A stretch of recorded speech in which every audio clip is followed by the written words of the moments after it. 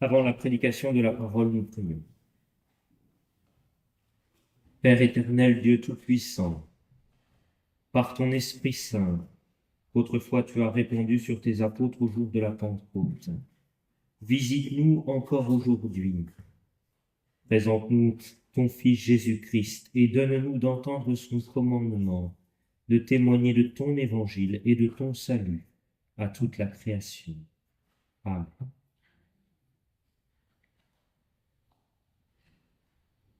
Voilà, frères et sœurs, ce dimanche des missions, un dimanche très important que nous célébrons dans l'inspection luthérienne de Paris pendant le temps de l'Épiphanie. D'autres églises le fêtent à un autre moment, peu importe. Et ce dimanche est important parce qu'il nous permet de nous interroger par rapport à la mission de l'Église, qui est de proclamer l'Évangile sur toute la terre.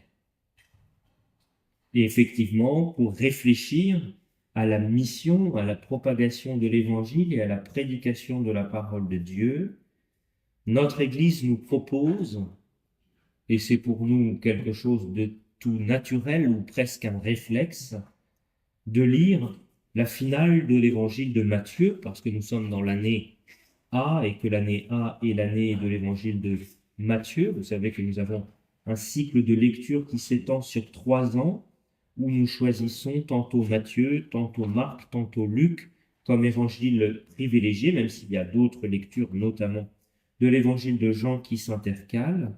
Et donc, lorsque le dimanche des missions tombe, par exemple, l'année B pour Marc, eh bien, on lit la finale de l'évangile de Marc.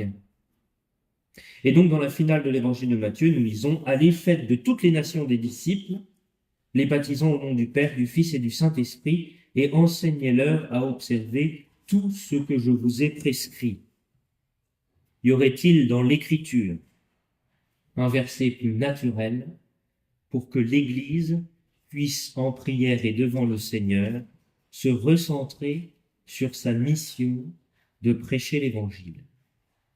Y aurait-il un verset ou un passage plus indiqué que celui-ci? Eh bien, pendant des siècles, l'Église a répondu oui. Oui, il y a un autre passage dans l'Écriture plus important et plus juste à certains égards pour comprendre la mission de l'Église. Non pas que celui que nous avons lu n'est pas approprié, il est évidemment tout indiqué. Mais reconnaissons que nous lisons aujourd'hui ce verset après quelques siècles, notamment après le XIXe siècle, après des missions qui parfois ont été bénéfiques, parfois bien ajustées, et nous pourrions citer quantité de missionnaires ayant donné leur vie entière pour la propagation de l'Évangile. D'ailleurs, avec des jeunes adultes de l'inspection luthérienne de Paris, nous sommes allés visiter le DEFAP, le service des missions de Paris, et on a vu là des archives, et c'était très, très intéressant. Mais vous savez comme moi que parfois, dans les missions occidentales, on a utilisé l'Évangile pour aussi, eh bien, s'imposer, domestiquer, contrôler. Il est donc peut-être bon pour nous d'entendre le verset que les pères de l'Église choisissaient, eux, pour parler de la mission. Non pas pour dévaluer la finale de l'Évangile de Matthieu, mais pour notre situation historique, entendre autre chose et, en quelque sorte, changer de perspective.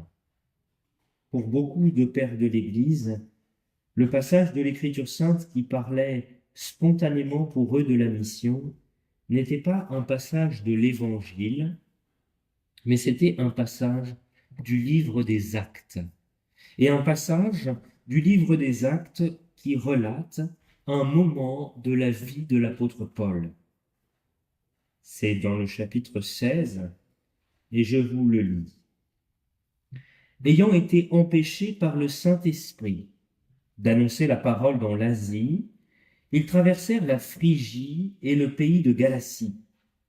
Arrivés près de la Mysie, ils se disposaient à entrer en Bithynie. Mais l'Esprit de Jésus ne le leur permit pas. Ils franchirent alors la Mysie et descendirent à Troas. Pendant la nuit, Paul eut une vision. Un Macédonien lui apparut et lui fit cette prière. Passe en Macédoine, secours-nous. Après cette vision de Paul, nous cherchâmes aussitôt à nous rendre en Macédoine, concluant que le Seigneur nous appelait à y annoncer la bonne nouvelle. Voilà le verset qui, pour les pères de l'Église, parlait le mieux de la mission. Un passage très intéressant, car vous le voyez, c'est un passage d'abord qui nous montre que si l'Église doit prêcher à toute la création, cela ne dispense pas l'Église de discerner la volonté de Dieu dans les situations particulières, puisque dans ce texte, par 2 fois, l'Esprit Saint lui-même empêche Paul d'aller évangéliser telle ou telle région pour le conduire dans une autre. Autrement dit, le mandat qu'a l'Église de prêcher partout ne la rend pas autonome par rapport à ce mandat.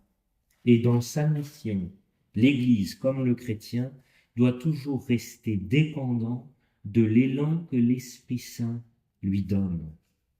C'est la mission de Dieu et non la nôtre, celle qui nous appartiendrait.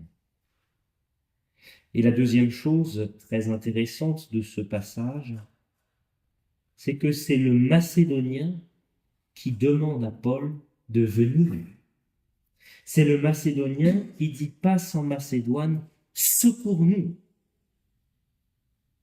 De sorte que la mission apparaît peut-être un peu différemment que dans les caricatures que nous en avons. Je veux dire non pas de ce qui a été fait seulement, mais de la façon dont nous représentons les choses. Vous savez, la mission comme entreprise de civilisation. C'est celui que je vais visiter qui exprime le besoin d'être visité, le besoin de connaître le Seigneur. Une mission qui, au lieu d'être conçue d'abord face au monde entier, sait voir un individu qui appelle pour lui le Christ. Car nous le savons, le Seigneur voit des peuples, mais aussi des individus. Et le Seigneur a su nous voir, nous, personnellement, dans notre vie. Peut-être alors nous faut-il, puisque nous sommes maintenant une terre de mission, je crois qu'on peut le reconnaître assez facilement.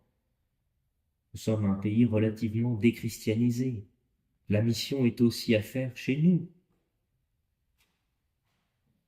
Eh bien, peut-être qu'au lieu de tout de suite penser qu'il faut rechristianiser pour revenir comme avant,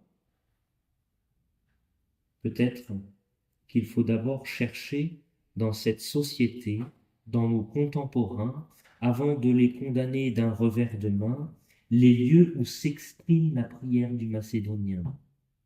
Les lieux où dans notre société nous pouvons entendre « Passe chez nous, secours-nous », car notre création, comme notre société, soupire après la manifestation des fils de Dieu, comme dit l'apôtre Paul dans l'Épître aux Romains.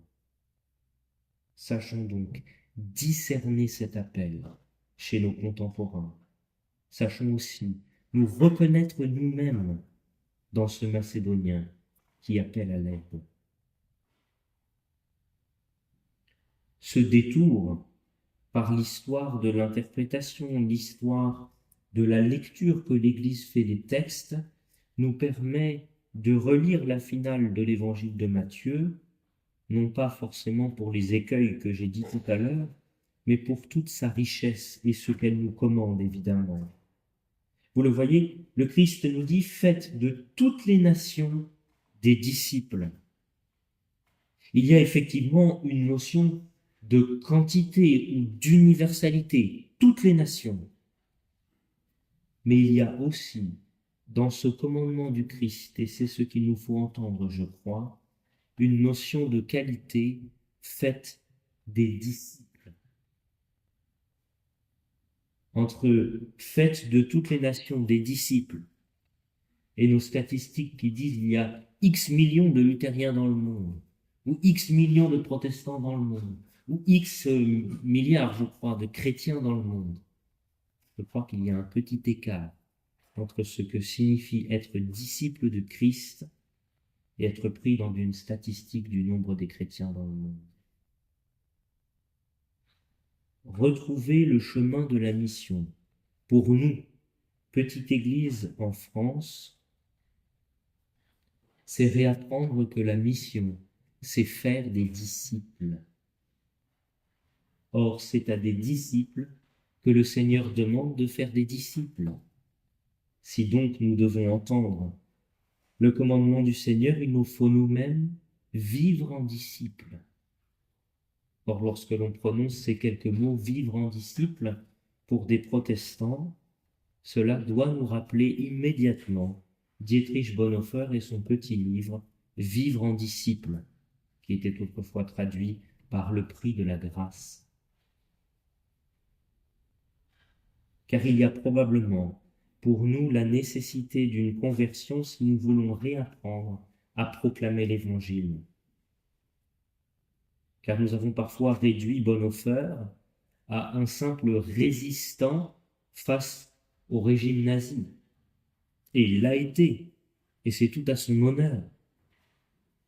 Mais si nous lisons la critique que Bonhoeffer fait à ce moment-là, sachons reconnaître qu'il critique une façon qu'avait l'Église établie de son temps de prêcher l'Évangile, et cela n'était absolument pas seulement lié au contexte politique que j'ai évoqué.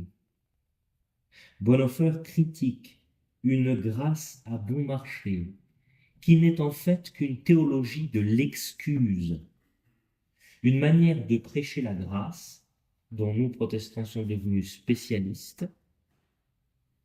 Ne t'inquiète pas, Dieu pardonne. Ne t'inquiète pas, tout est grâce. Une forme de théologie de l'excuse qui n'a rien à voir avec le pardon que Dieu donne. Derrière une théologie de l'excuse, c'est pas grave. Ne t'inquiète pas. Il y a un Dieu profondément indifférent. Car lorsque l'on dit c'est pas grave, on ne regarde pas vraiment ce qu'il se passe. Au contraire, notre Dieu est celui qui dit « je te pardonne », celui qui est capable de voir en nous le péché, de nous aimer malgré ce péché et de nous aimer si fort que nous ne sommes plus définis par ce péché. Or, comme Bonhoeffer l'avait dit, cette théologie du pardon, qui est l'évangile de la grâce, ne peut pas s'arrêter à une seule proclamation du pardon. Elle doit se poursuivre dans l'invitation, toujours moyennement réalisée dans nos vies, mais toujours à redire, cette invitation à vivre en disciple, c'est-à-dire à laisser sa vie reconfigurée non pas par un code moral, mais par ce pardon qui nous a été donné. Laisser toute sa vie être éclairée par exemple par ce que Paul dit dans l'épître aux Éphésiens, marcher dans l'amour. Laisser toute sa vie être mise en question par la parole de Dieu, par la loi de Dieu comme par l'évangile de Jésus-Christ.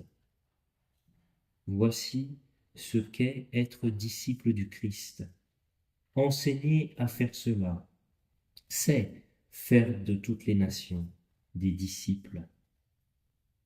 Nous avons, je crois, dans la prière, patiemment et tranquillement, à retrouver ensemble ce chemin, à retrouver cette conviction que laisser toute sa vie être éclairée par la parole de Dieu, soit qu'elle nous accuse, soit qu'elle nous pardonne, soit qu'elle nous encourage, est fondamentalement un chemin de joie, de paix, d'amour et d'espérance.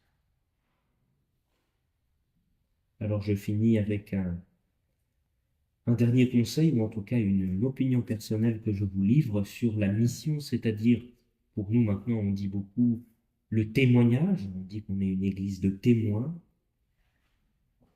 Vous savez, nous sommes peut-être le siècle